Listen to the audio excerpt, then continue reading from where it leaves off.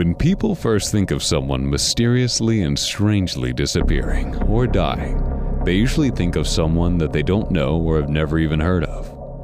While that is usually the case, sometimes it isn't. The man we will be talking about tonight is an inventor named Rudolf Diesel. And if his last name didn't give it away, he is known for his popular invention of the diesel engine. However, even though he helped shape the modern world into what it is today with his famous invention, it is his strange and mysterious death that intrigues us. Sit back and enjoy this episode of the Scary, Strange, and Outright Odd Show. Diesel was born in Paris, France, in 1858, the second of three children of Elise and Theodore Diesel. His parents were Bavarian immigrants living in Paris. Theodore Diesel, a bookbinder by trade, left his home in the town of Augsburg, Bavaria, in 1848. He met his wife, daughter of Nuremberg merchant, in Paris in 1855 and became a leather goods manufacturer there. Rudolf Diesel spent his early childhood in France, but at the outbreak of the Franco-Prussian War in 1870, his family was forced to leave, as were many other Germans. They settled in London, England. Before the war's end, however, Diesel's mother sent 12-year-old Rudolf to Augsburg to live with his aunt and uncle, Barbara and Christoph Barnacle, to become fluent in German and to visit the Royal Country Trade School, where they taught him mathematics. At the age of 14, Diesel wrote a letter to his parents saying that he wanted to become an engineer. Now, after finishing his basic education at the top of his class, in 1873, he enrolled in the newly founded Industrial School of Augsburg. 2 years later, he received a merit scholarship from the Royal Bavarian Polytechnic of Munich, which he accepted against the wishes of his parents, who would rather have seen him start to work. Now, this is where the story gets interesting.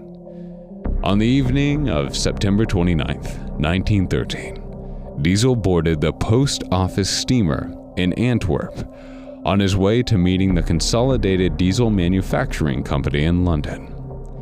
He took dinner on board the ship and then retired to his cabin around 10 p.m., leaving word to be called the next morning at 6:15 a.m. However, he was never seen alive again. In the morning, his cabin was empty and his bed had not been slept in, although his nightshirt was neatly laid out and his watch had been left where it could be seen from the bed. His hat and overcoat were also discovered neatly folded beneath the afterdeck railing. 10 days later, the crew of the Dutch boat Kortsen came upon the corpse of a man floating in the North Sea near Norway. The man was in such an advanced state of decomposition that it was unrecognizable, and they did not bring it aboard. Instead, the crew retrieved personal items, which included a pill case, wallet, ID card, pocket knife, eyeglass case, and a couple other things, from the clothing of the dead man, and returned the body to the sea. On the 13th of October, these items were identified by Rudolf's son, Eugene Diesel, as belonging to his father. On October 11th, 1913, it was reported that Diesel's body was found at the mouth of Schilt by a boatman, but he was forced to overboard because of the heavy weather. There are various theories to explain Diesel's death. His biographers, such as Grosser in 1978, presented a case for suicide and clearly considered it most likely. But of course, conspiracy theorists suggest that various people's business or military interests may have provided motives for murder. However, evidence is limited for all the explanations. Shortly after Diesel's appearance, his wife Martha opened a bag that her husband had given to her just before his ill-fated voyage, with directions that it should not be opened until the following week. She discovered 2,000 German marks in cash, that's 1.2 million US dollars in today's currency, and a number of financial statements indicating that their bank accounts were virtually empty. In a diary Diesel bought with him on the ship, for the date 29th of September, 1913, a cross was drawn, indicating his death. While we briefly touched upon some theories behind his death, I would like to throw out one of my own. This all took place in 1913, roughly a year before World War I. Now, there is much evidence suggesting that Germany was already gearing up for the war, and even some evidence of what Germany knew was that they were going to inevitably be fighting Great Britain.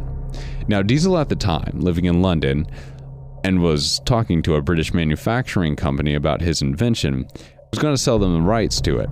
However, it never went through due to his death. My personal opinion is that somehow, German military spies were able to kill him, and while that may be somewhat logical, it still doesn't explain the rapid decomposition of his body. So, while Mr. Diesel's invention is still in much use today, the cause of his strange and mysterious death shall remain a mystery. What do you think happened to him? Was it suicide, an accident, or a planned assassination by a rogue government? You decide. And thank you for listening in to the Scary, Strange, and Outright Odd Show with your host, Joseph Jordan. And I'm reminding you that the truth is always out there.